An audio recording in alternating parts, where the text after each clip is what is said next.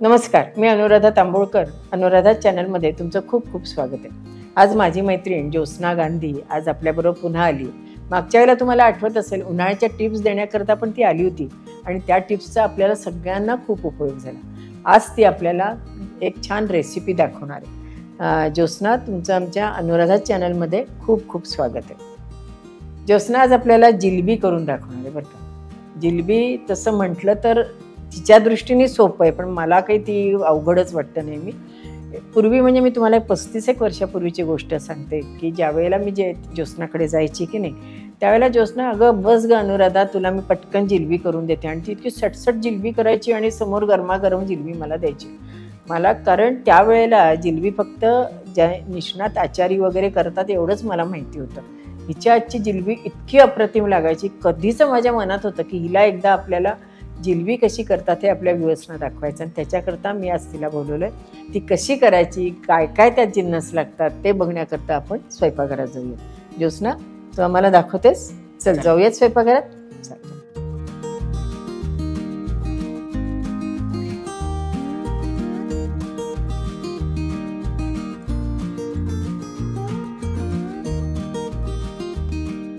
ज्योत्स्ना, आता मला तू काय काय आपल्या जिलबीला साहित्य लागतं आणि किती लागतं ते तुम्हाला सांग.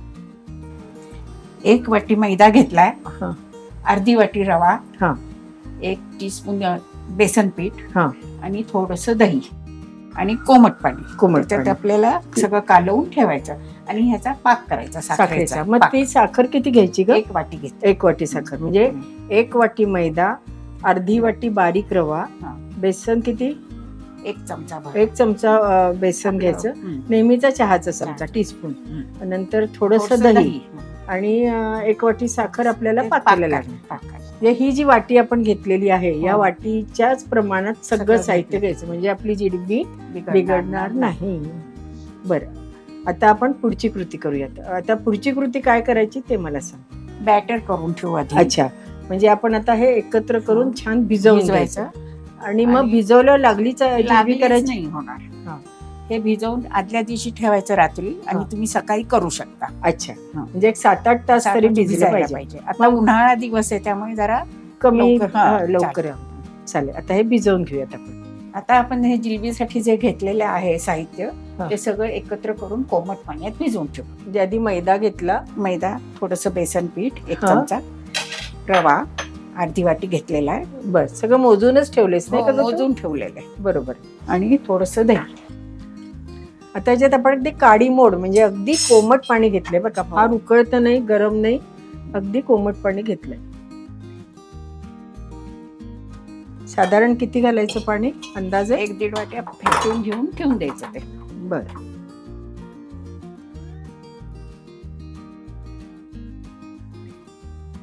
ज्योत्स्नाच्या या गोष्टी इतक्या हातात बसल्या की तिला प्रमाण कशाचं लागतच नाही. तिला ज्यावेळेला मी म्हटलं ना तुला जिलबी करायला यायचंय, त्यावेळेला ती म्हणाली, बाई ग, प्रमाणात दाखवणं कठीण काम आहे बरं का. आणि एवढं 1-1.5 वाटीचं ज्योत्स्नाकडे करायचं म्हणजे 5-6 वाट्यांचं करते ती एका वेळेला. असं फेटून हे ठेवून द्यायचं. बरं. आणि ह्याची आता उद्या सकाळी होऊ शकते जिलबी. अच्छा, म्हणजे जितकं फेटू आपण तेवढं ते एकजीव चांगलं.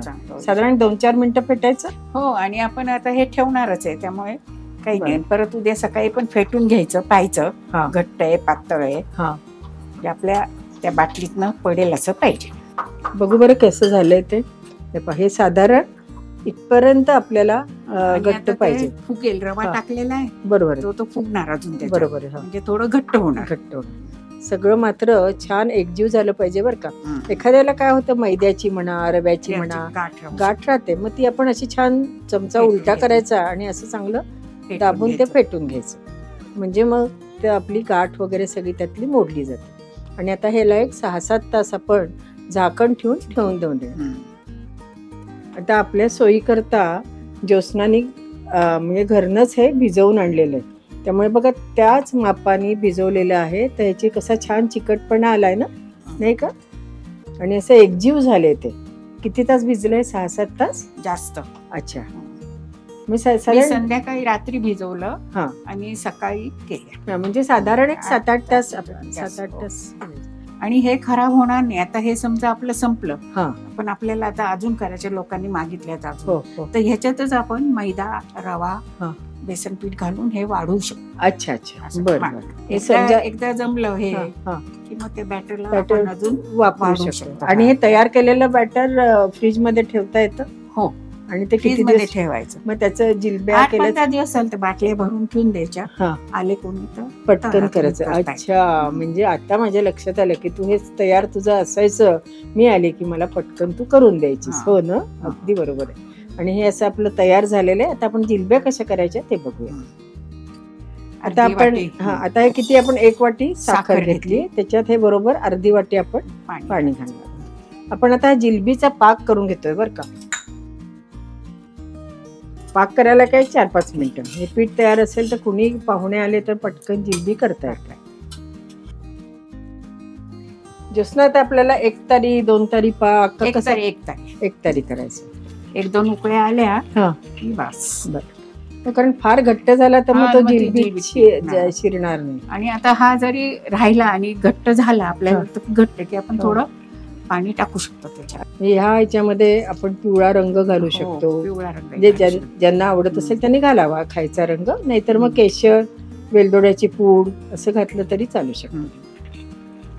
त्याला बारीक बारीक बुडबुड यायला लागले, त्याचा अर्थ आता आपला पाक लवकर तयार होईल. खूप घट्ट पाक चालत नाही याला, कारण मग तो जिलबी आत शिरत नाही. हा झाला, हा चिकट पाक झाला बरं का. आता आपल्याला 1 तारी थोडासा आणखीन घट्ट करायचा. आता हा पाक तयार झालेला आहे. आता आपण जिलब्या तळायला घेऊ. तोपर्यंत हा थोडासा कोमट होईल. बरं, मग याच्यात तुम्हाला केशर घाला, विलायची घाला, काय पाहिजे ते घालू शकता. हे बघ, ह्याच्यात केशर घालूयात ना आपण मस्तपैकी. तर केशराचा रंग यायला जरा वेळ लागेल, पण तोपर्यंत येईल. आता जिलबी तळूयात. ज्योत्स्ना, आपण तेलात तळणार आहोत का तुपात तळणार आहोत? नाही, चांगल्या तुपात करायचं. बर, हे तूप घेतलेलं आहे, आपण गॅसवर तापायला ठेवलंय. आता ह्याच्यात आपण जिलब्या सोडू. चालेल. आणि आणखीन एक विचारायचं असेल की मला जर समजा मोठ्या प्रमाणात करायच्या आणि चांगल्या तुपातल्या करायच्यात, मग हे तूप काय करायचं, किती वेळाने बदलायचं?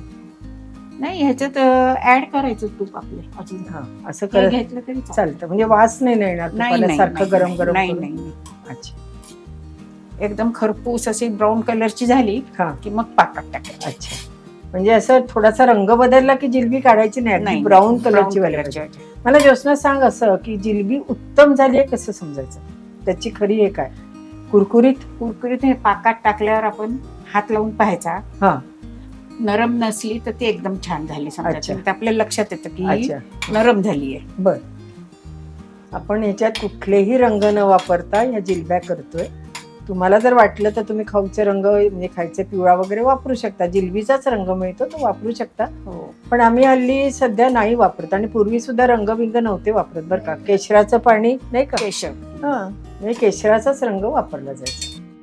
आता ह्या जिलब्या काढून आपण पाकात घालू. बरं, 1 वाटीमध्ये किती होतील अशा छोट्या छोट्या जिलब्या? बऱ्याच होतील नाही का? 25-30 तरी नक्कीच होणार.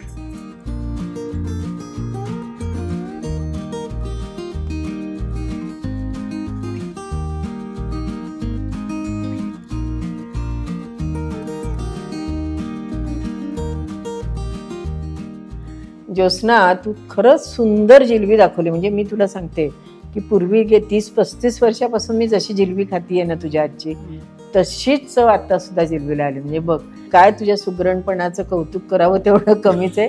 आणि ज्योत्स्ना खूप सुगरण आहे बरं का. सगळे पदार्थ तिचे उत्तम करते. तिच्याकडून अशाच आणखीन 1-2 रेसिपी आपल्याला शिकायच्या आहेत, करून बघायच्या आहेत. तर ज्योत्स्ना, पुढच्या वेळेला सुद्धा तुला आमच्याकडे नक्की यायचंय आणि छान छान रेसिपी दाखवायच्या आहेत. आज सुद्धा आम्हाला तू जिलबी दाखवलीस, त्याबद्दल मनापासून खूप खूप धन्यवाद. अशीच येत जा आणि आम्हाला छान छान रेसिपी दाखवत जा. असेच व्हिडिओ बघण्याकरता अनुराधा चॅनलला लाईक करा, शेअर करा आणि सबस्क्राईब करा. आणि हो, बेल आयकॉन दाबायला विसरू नका. धन्यवाद.